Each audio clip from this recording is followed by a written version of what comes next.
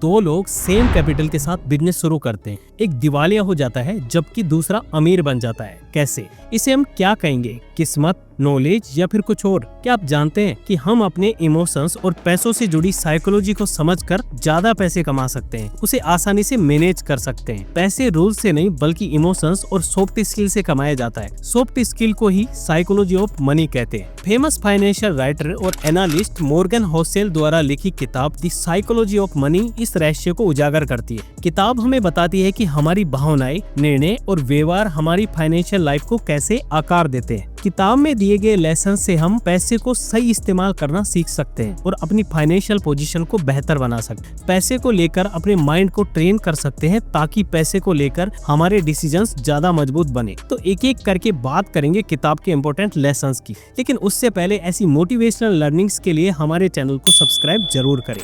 Money और thinking. जो इंसान गरीबी में पलकर बड़ा हुआ है, उस इंसान की सोच रिस्क और रिवार्ड के बारे में उस इंसान से बिल्कुल अलग होगी जो कि अमीरी में पला बड़ा है। एक रिसर्च के अनुसार हर इंसान की रिस्क लेने की कैपेसिटी उसकी पर्सनल हिस्ट्री पर डिपेंड करती है, ना कि उसकी एजुकेशन या इंटेलिजेंस पर। साथ ही पैसों को लेकर हमारे डिसीजंस उस वक्त की इंफॉर्मेशन और एक्सपीरियंस पर आधारित होते हैं। पैसे कमाने के लिए आपको गणित में प्रतिभाशाली या शेयर बाजार विशेषज्ञ होने की आवश्यकता नहीं है। पैशंस, सेल्फ कंट्रोल और कंटिन्यूटी तकनीकी ज्ञान से कई अधिक मायने रखती है। फॉर एग्जाम्पल, आप रेगुलर सेविंग करके और पैसे को लेकर जल्दबाजी में लिए गए डिसीजंस को अवॉइड करके फाइनेंशियल फ्रीडम अचीव कर सकते हैं। इसलिए आपके पैसे को लेकर जो भी गलत धारणा है उसे बदले। पैसा कितना ही कमाया जा सकता है, बस आपको अपनी सोच को विस्तार देना होगा। सेविंग और कंपाउंडिंग। आप सही तरीके से इन्वेस्ट करके, अच्छी सेविंग करके और ज्यादा खर्चे से बचकर अपनी फाइनेंशियल डिसीजंस को ज्यादा स्ट्रॉन्ग बना सकते हैं।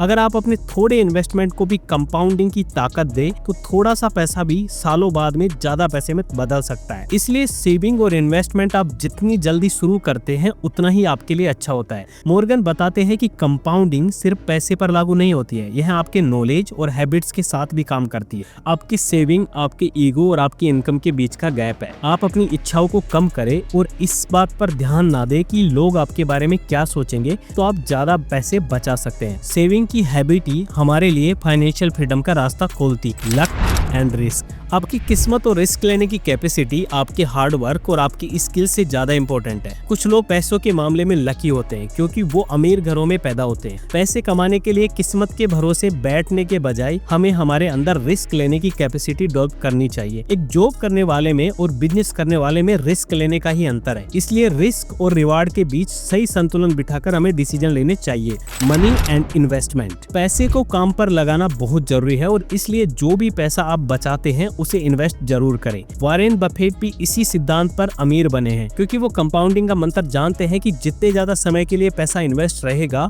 उतना ही ज्यादा उस पर रिटर्न मिलेगा। अपनी कमाई को फ्यूचर में लगाएं, ना कि उसे आज खर्च करें। इस तरह आपकी फाइनेंशियल सक्सेस के 3 मंत्र है: हाई सेविंग रेट, पैशंस और लॉन्ग टर्म ऑप्टिमिज्म, यानी लंबी अवधि का इन्वेस्टमेंट। एक अच्छा इन्वेस्टर बनने के लिए 10 में से 6 बार सही होने की जरूरत होती। इस तरह आप लगातार अपनी इन्वेस्टमेंट स्किल्स पर काम करते रहे ताकि आपके जीतने की प्रोबेबिलिटी बढ़ती रहे। Money and freedom. पैसे कमाने का असली मकसद होता है अपने टाइम से आजादी, यानी जो आपका मन कर सके वो काम आप कर पाए। एक रिसर्च के अनुसार सबसे ज्यादा खुश यह एहसास देता है कि आपका अपनी लाइफ पर कितना कंट्रोल है, क्योंकि ज्यादातर लोग सुबह से लेकर शाम तक दूसरों के लिए काम करते हैं, चाहे वो काम उन्हें पसंद ही ना हो। ऐसे में उन्हें खुद के लिए बहुत कम समय मिलता है। इस वजह से उनकी खुशी का दायरा कम हो जाता है। इसलिए जितने जल्दी हो सके हमें फाइनेंशियल फ्रीडम अचीव करने के बारे में सोचना चाहिए, स्किल्स गेन करनी चाहिए या फिर खुद को इतना काबिल बनाना चाहिए कि आप अपने मनपसंद काम से पैसे कमा सको। Money and paradox. अगर हमारे पास अच्छा पैसा आ जाए तो जरूरी है कि हम वो पैसा मटेरियलिस्टिक चीजों पर ना खर्च करें। हमें उन पैसों से नए अनुभव हासिल करने चाहिए, लोगों की मदद करनी चाहिए। ऐसा करने से आपके पास लाइफ टाइम के लिए अच्छी मेमोरीज बनेगी जो कि आपको मटेरियलिस्टिक चीजों से ज्यादा सुकून देगी। Money and financial decisions. आपके पैसे पैसे को लेकर फाइनेंशियल डिसीजन सही भी हो सकते हैं और गलत भी। आप पैसे को लेकर रैशनल डिसीजन नहीं ले सकते, आपके इमोशंस आपके आगे आएंगे ही, लेकिन आपको रैशनल से ज्यादा रीजनेबल होने पर ध्यान देना चाहिए, क्योंकि आपके रीजनेबल डिसीजन ही लॉन्ग टर्म में आपको अमीर बनाएंगे। राइटर बताते हैं कि हमें पैसे कमाने को लेकर गलतियां करते रहना चाहिए, लेकिन हमें उन गलतियों से सीखना चाहिए ताकि हम भविष्य में बेहतर फाइनेंशियल डिसीजंस ले पाए। Money and future goals. Personal और प्रोफेशनल दोनों जरूरतों के हिसाब से लॉन्ग टर्म फाइनेंशियल गोल्स बनाना चुनौतीपूर्ण होता है, क्योंकि आपके पर्सनल फाइनेंशियल गोल्स समय के साथ विकसित होते हैं, आपकी इच्छाएं बदल जाती है और जो आज मायने रखता है वह शायद 10 साल बाद में आपके लिए इम्पोर्टेंट ना हो। इसलिए कोई भी इन्वेस्टमेंट समय के साथ होने वाले बदलावों को स्वीकार करते हुए शुरू करें। आपके फाइनेंशियल गोल्स आपकी बदलती जरूरतों और प्राथमिकताओं के अनुकूल फ्लेक्सिबल होने चाहिए। अब बात करेंगे राइटर के बताए 7 ऐसे एक्शनेबल आइडियाज जो आपकी फाइनेंशियल ग्रोथ को इम्प्रूव करने में आपकी मदद करेंगे। जब भी आपकी लाइफ में सब अच्छा हो रहा हो तो विनम्र रहे, और जब सब खराब चल रहा हो तो फॉरगिवनेस और कंपैशन को फॉलो करें। कम ईगो का मतलब है ज्यादा वेल्थ। आप जितना साधारण रहेंगे और विनम्र रहेंगे, आपका पैसा उतना ही बढ़ेगा। अपने पैसों को इस तरह से मैनेज करें कि आप रात को बेफिक्र होकर सो सके। अच्छा इन्वेस्टर बनने के लिए अपनी स्किल्स को इम्प्रूव करें और इन्वेस्टमेंट के टाइम पीरियड को बढ़ाएं। गलतियां करने से ना घबराएं, आप आधे टाइम गलतियां करके भी अमीर बन सकते हैं। सेविंग करें, क्योंकि सेविंग से आपको फ्यूचर फ्लेक्सिबिलिटी और फ्रीडम मिलेगी। दूसरों को दिखाने के लिए पैसे खर्च ना करें। पैसे का इस्तेमाल अपने टाइम को कंट्रोल करने के लिए करें। आपका टाइम ही आपकी असली असेट्स है।